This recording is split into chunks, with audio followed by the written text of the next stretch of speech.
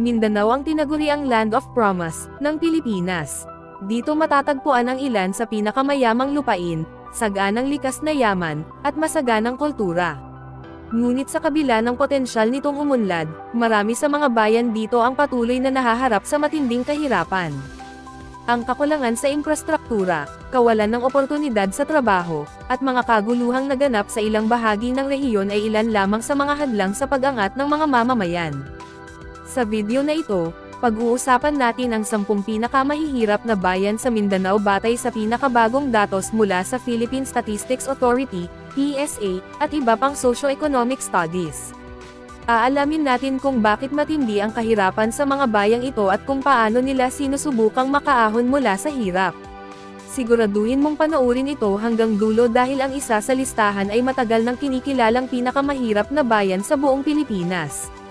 Tara, simulan na natin. 10. Tlacogon, Agusan del Sur. Poverty Incidence, 38.5%. Ang Tlacogon ay isang bayan sa lalawigan ng Agusan del Sur, Caraga Region. Kilala ito bilang isang agricultural town na may malalawak na palayan at taniman ng mais.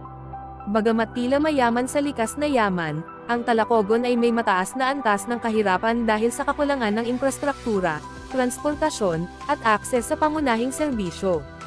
Isa sa mga pangunahing problema rito ay ang kakulangan ng modernong irrigation system, kaya't madalas umaasa lang ang mga magsasaka sa ulan. Kapag nagkaroon ng tagtuyot o matinding pagbaha, apektado agad ang kanilang ani.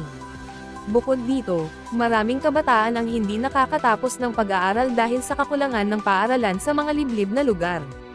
Ang ilang pamilya ay umaasa lamang sa small-scale farming at pangingisda sa Agusan River para sa kanilang kabuhayan. San Pablo, Zamboanga del Sur. Poverty Incidence, 41.2%.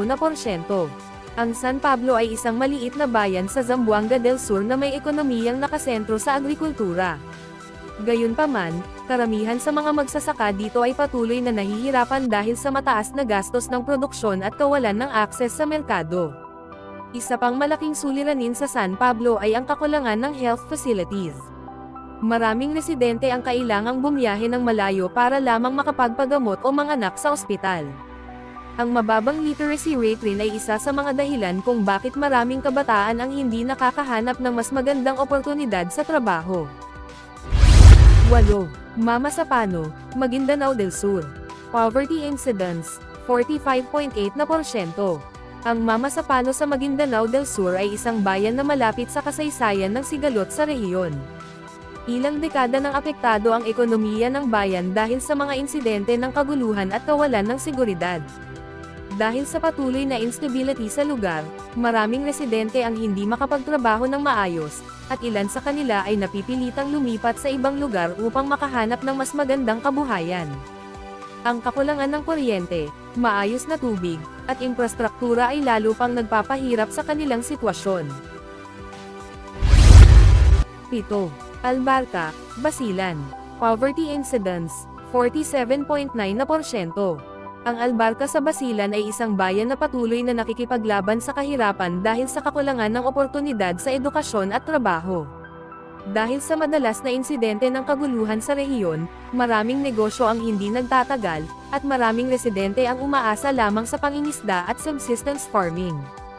Bukod dito, kakaunti ang eskwelahan at health centers sa bayan, kaya't maraming bata ang hindi nakakakuha ng maayos na edukasyon at pangangalagang medikal. 6. Haji Muhammad Ahol, Basilan. Poverty Incidence, 49.3%. Isa pang bayan sa Basilan ang nasa listahan, ang Haji Muhammad Ahol. Tulad ng Albarca, ang pangunahing problema rito ay ang limitadong akses sa edukasyon at serbisyong pangkalusugan. Marami sa mga residente dito ang hindi nakakapagtrabaho dahil sa kakulangan ng oportunidad sa employment. Ang ilan ay napipilitang lumipat sa malalaking lungsod tulad ng Zamboanga para lamang makahanap ng mas magandang trabaho. Ngunit sa kabila ng matinding kahirapan, ang bayan ay patuloy na nakikibaka upang makamit ang kaunlaran. 5. Tuburan, Basilan. Poverty Incidence, 51.1%. Sa bayan ng Tuburan sa Basilan, Ang pangunahing ikinabubuhay ng mga residente ay ang pangingisda. Ngunit sa kabila ng yaman ng karagatan, marami pa rin ang hindi umaangat mula sa kahirapan. Ang kakulangan ng modernong kagamitan at infrastruktura para sa pangisdaan ay isa sa mga pangunahing dahilan kung bakit nananatiling mababa ang kita ng maraming pamilya dito. Bukod pa rito, malaking suliranin din ang kakulangan ng kalsada at maayos na transportasyon. Dahil dito, mahirap para sa mga residente na makapasok sa mas malalaking pamilihan upang maibenta ang kanilang produkto.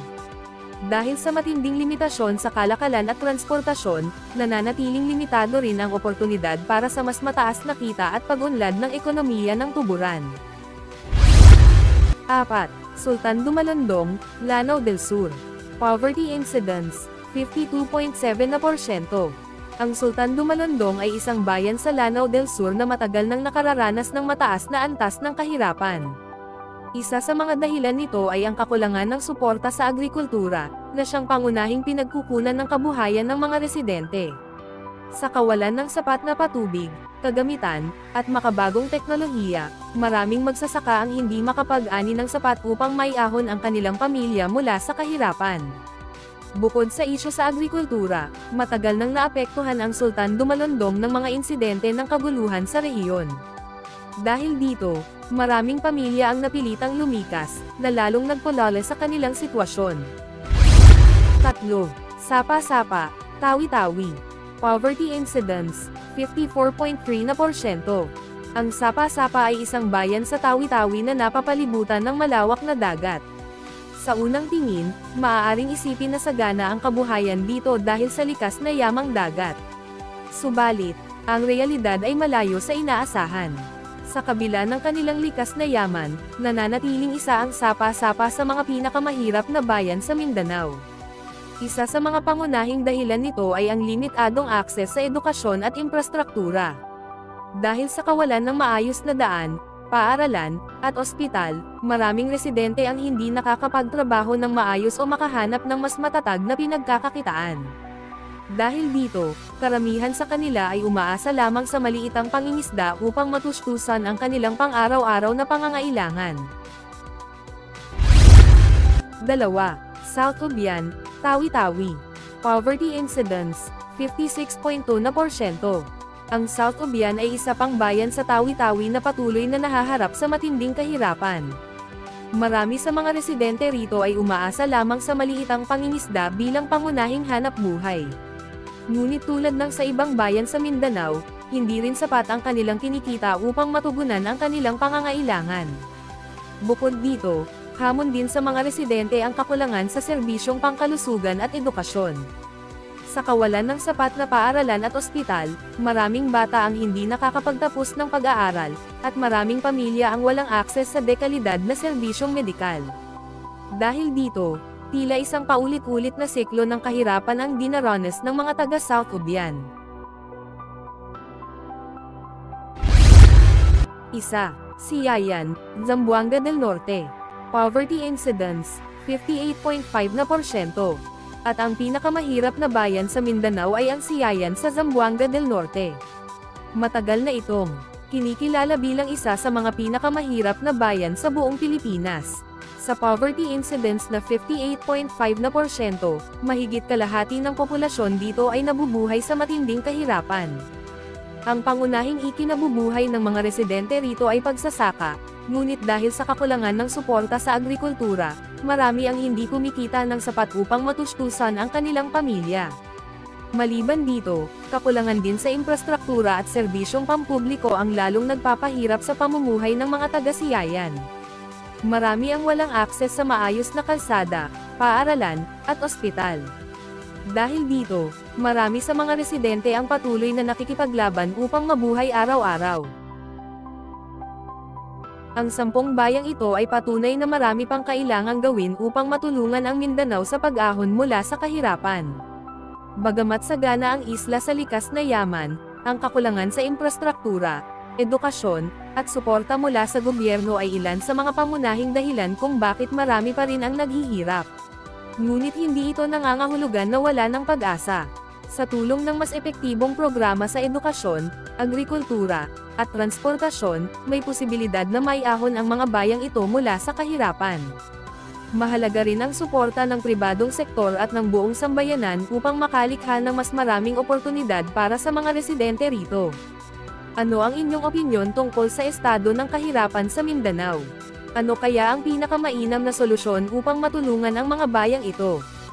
I-comment ang inyong mga opinyon sa ibaba at huwag kalimutang i-like at i-subscribe para sa mas marami pang kaalaman tungkol sa ating bansa.